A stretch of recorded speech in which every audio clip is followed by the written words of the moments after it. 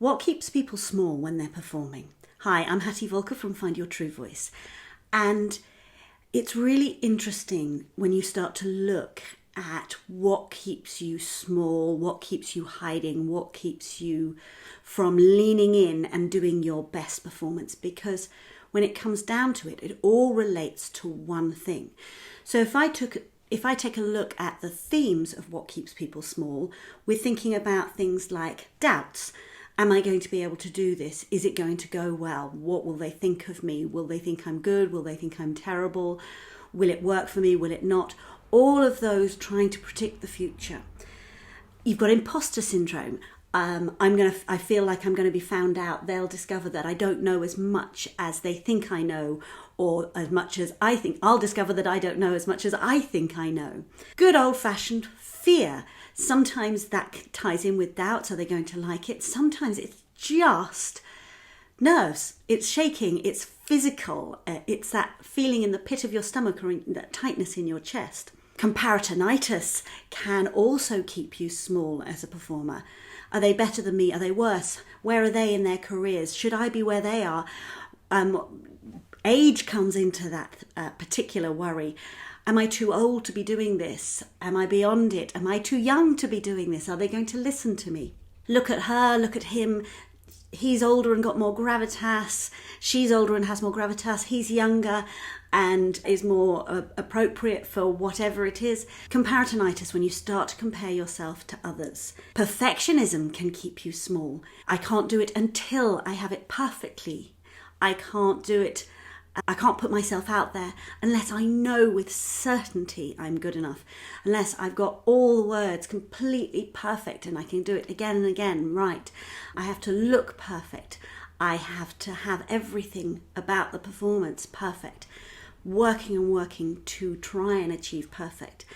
And alongside perfectionism sometimes comes procrastination. So if you're a perfectionist, you might not procrastinate. You might be really good at just getting things done.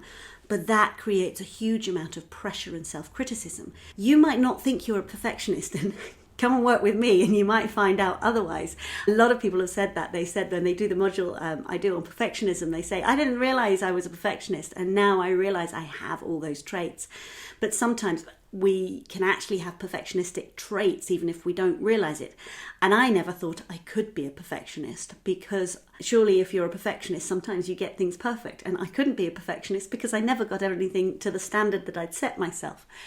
But alongside, therefore, perfectionism can be procrastination. If I haven't got it good enough, I'll put it off. Maybe I'll be better next week. Maybe all the stars will have aligned and I'll have all my ducks in a row and I'll be able to do it next week, next month, next year. And that's where procrastination can come in.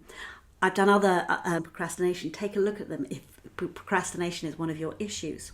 Now, in my nearly 10 years as a performance mindset coach, I realized that these all boil down to one thing, and that is our desire to have certainty, our desire to be able to predict the future and know with certainty that it's all going to be okay and that we're going to do a good job and people are going to like it and it's going to go well.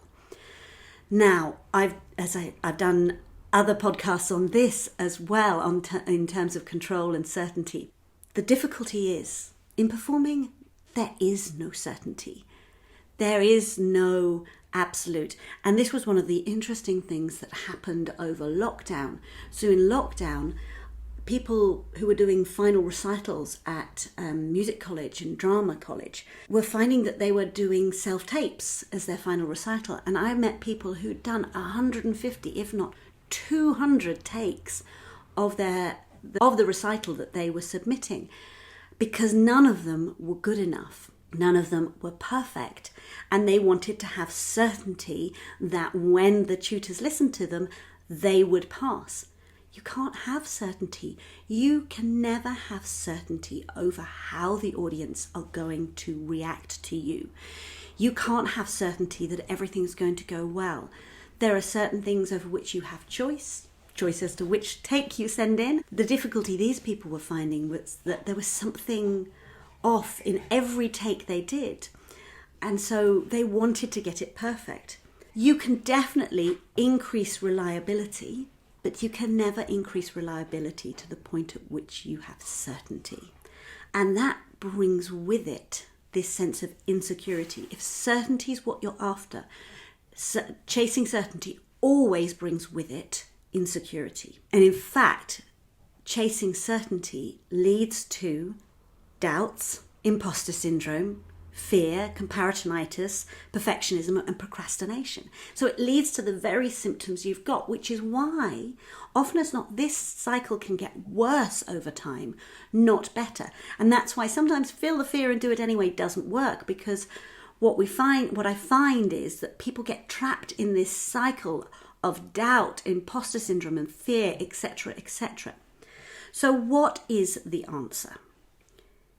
The answer is to get comfortable with not knowing, to get comfortable with lack of certainty, to get comfortable in that space where you know you can't guarantee the outcome. You can't guarantee your audience's reaction. You can definitely influence it, but you can't guarantee it. So what can you do? If you can't know, what can you do? When you don't have certainty, all you're left with is trust. You either go down the route of fear or you go down the route of trust. Now that might seem a million miles away to you right now. It isn't. It's closer than you think. And there are steps you can take right now that will start to increase your trust. And the most important step is to start to change where you put your focus before, during, and after your performances. Because where you choose to focus will determine your thoughts and feelings. And your thoughts and feelings will determine what your actions are and your reactions. And so when you change where you put your focus and change your thoughts, your feelings change, and you then can reduce the fear and anxiety and doubt and imposter syndrome. One of the things to start to do is to turn your focus outwards. Turn your focus towards things that you can be curious about without judging. And that is exactly what my Free Your Voice workshop is all about. It's about this turning your focus outwards. And the reason that works, where to put your focus, what it does when you put your focus there, what you can let go of when you put your focus there, and what you gain when you put your focus there. And there are a number of different things that you can turn your focus outwards and towards that will change this, so that you can start to let go of certainty. And when you let go of certainty and you start to actually then enjoy what you're doing, trust starts to emerge. Trust starts to take hold, and the performing feels lighter and easier, and you will then connect with your audience so much better. I hope this helps. Let me know, and if you'd like to join the workshop, just simply go to my website at findyourtruevoice.co.uk, where you'll find a link to it. I'm Hattie Volker from Find Your True Voice. Thank you so much for listening.